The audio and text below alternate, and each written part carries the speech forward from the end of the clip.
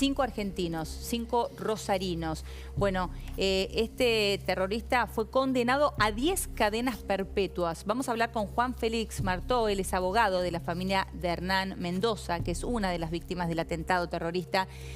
Doctor, ¿cómo le va? Buenas tardes. ¿Qué tal? ¿Cómo están? Gracias por llamarme. Bien, muchas gracias a usted. Bueno, ¿nos puede contar cuál fue entonces la decisión? Digo, ¿estamos hablando de 10 cadenas perpetuas?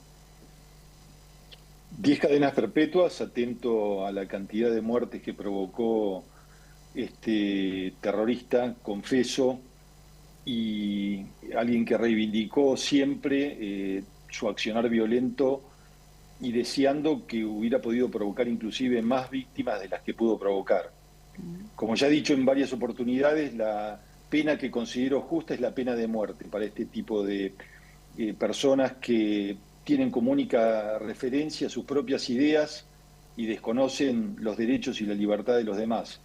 Pero el jurado popular progresista de los Estados Unidos consideró que era correcto condenarlo a las penas que usted acaba de mencionar, y bueno, creo que es el punto final de un capítulo importante y ahora hay que pensar en las víctimas, en cómo ayudarlas y particularmente teniendo en cuenta que en la Argentina no hay ninguna legislación destinada a proteger víctimas de este tipo de casos, del terrorismo, por lo tanto las víctimas en este episodio están completamente desprotegidas. Terminado el juicio, más allá de que considere que la pena era otra, la pena justa era otra, considero que ahora es el momento de pensar en el futuro y ver cómo podemos ayudar a las víctimas del terrorismo argentinas en un episodio internacional muy importante que nos muestra nuevamente las debilidades de nuestra legislación, un país que ha tenido 2 atentados terroristas tremendos como sucedieron en la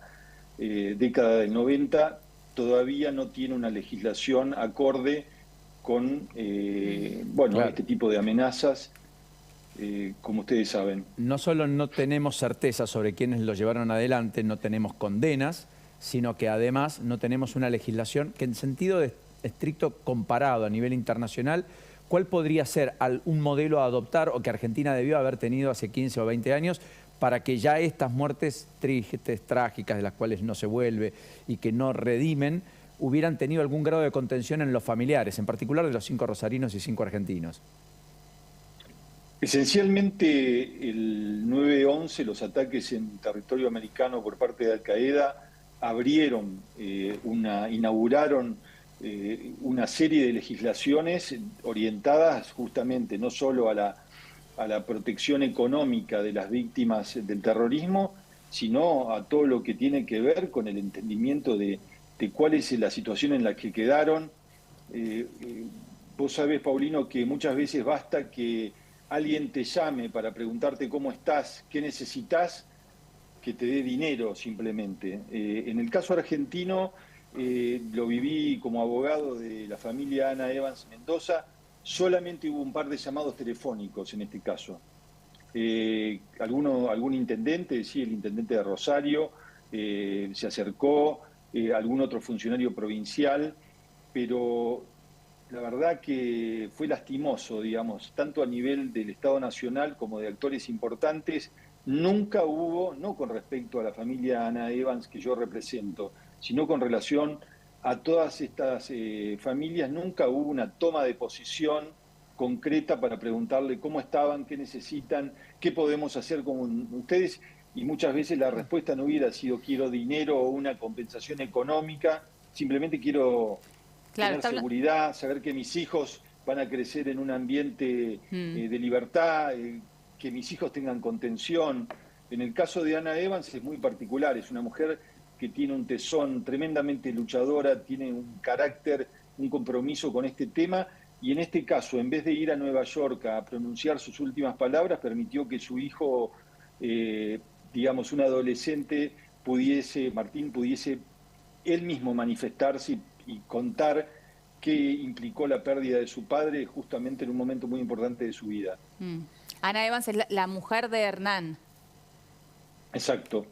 Es quien pierde la vida. Claro, claro, exactamente, quien pierde la vida. Ahora, en cuanto al atacante, tengo entendida que él en sus últimas palabras aún siguió hablando de cuestiones religiosas por haber realizado esto que realizó, y que hubo hasta una contestación por parte de algunos de los familiares de las víctimas.